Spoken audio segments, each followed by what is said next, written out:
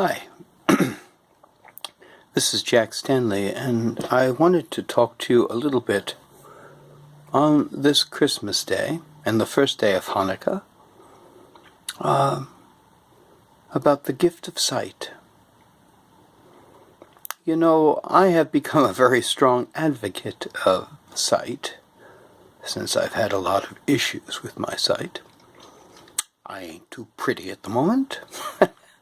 But this is getting better. And I do come with a warning label, too, by the way, that tells you I have a gas bubble in my eye.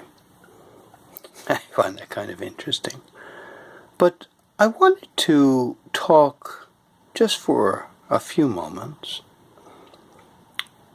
not totally from my perspective, but in so many different perspectives about sight. My sister is blind.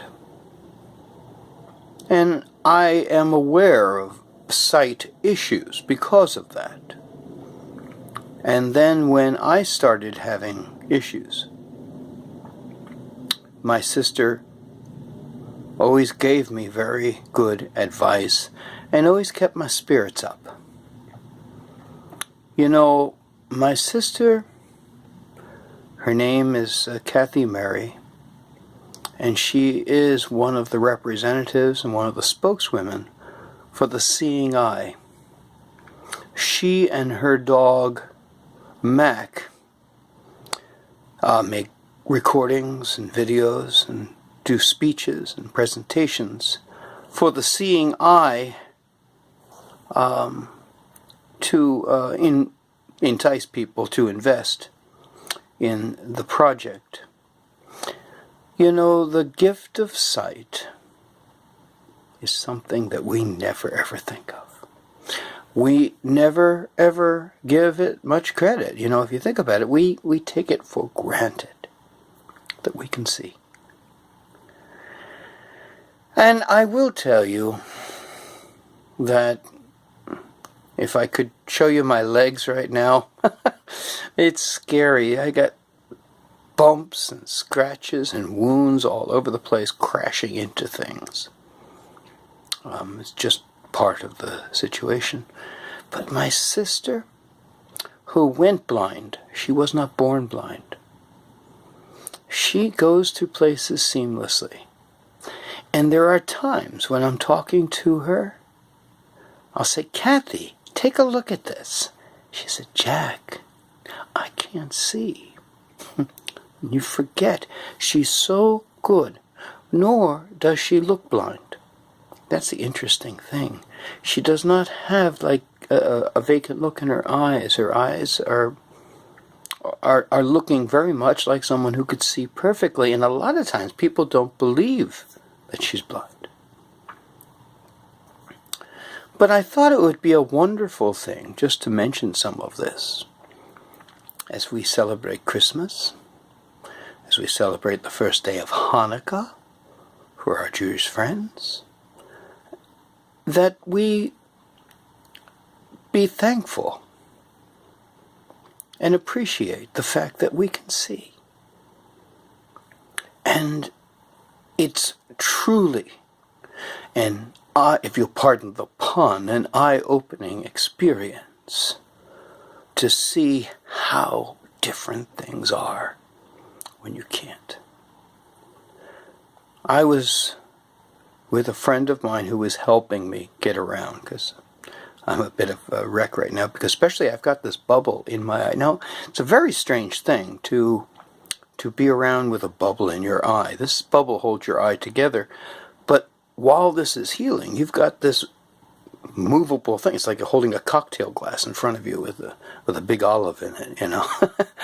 And so your vision, which my vision is pretty well screwed up on the right-hand side, but having both eyes open, you really have a strange sense of vision. And I was walking, and they were helping me, and I hit a crevice in the sidewalk, and I lost my balance. They grabbed me to save me, and their cell phone went crashing down to the ground and shattered. I felt really, really awful about that. I said, I'm so sorry about the phone. I said, I'll replace it. And they said, you can't replace this phone. I said, well, I'll do what I can. I said, thank goodness. I mean, he said, if I had let you fall, and who knows what would have happened. The phone can be replaced. Very true. But for those of you, and there are many of you who are going through this, some people are lucky. I've talked to people. Some people just have one operation. They have the retinal detachment, and it's all done. Well, some of us have more.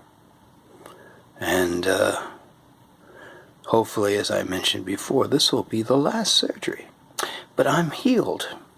I'm pretty sure I'm getting healed, at least.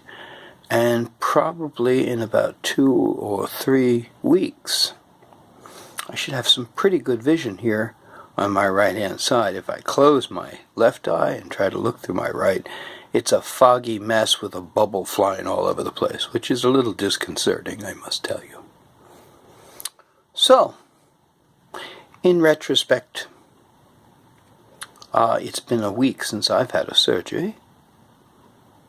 And my black eye again. Although my black eye isn't as big as other black eyes I've had. If you've looked at some of the times I've had various surgeries, it's more inside because they went to the back of the eye rather than the front of the eye. And as I said, they removed the scar tissue and relieved some of the swelling in the back of the eye, which was concerning everybody.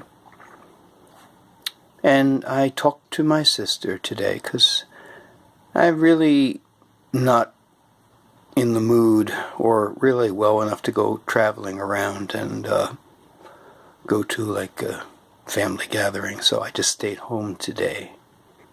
I will next year. In fact, we've decided maybe in January we'll have our Christmas gathering and have dinner and exchange some presents and stuff, because right now I'm just not really too much in the mood to do all that. And I can sit with my sister and Mac and have some warm conversation and a cocktail. I have to tell you something. She's an amazing lady. I'm very proud of her. I'm very proud to be her brother. But also, as I said, I have learned to respect sight.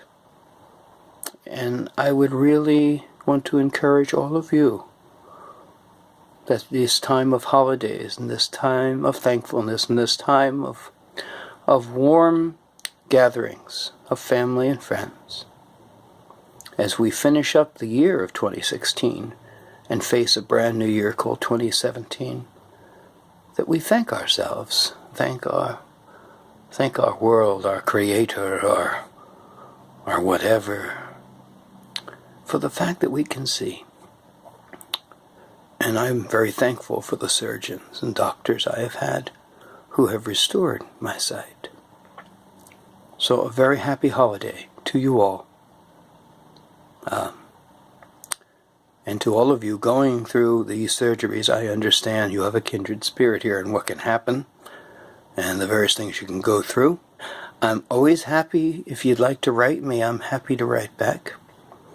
And maybe in about a month or so, I want to make a recording with my sister, because I know there's a lot of people that have sight issues, and she is truly one of the great representatives dealing with issues of the blind. Thank you.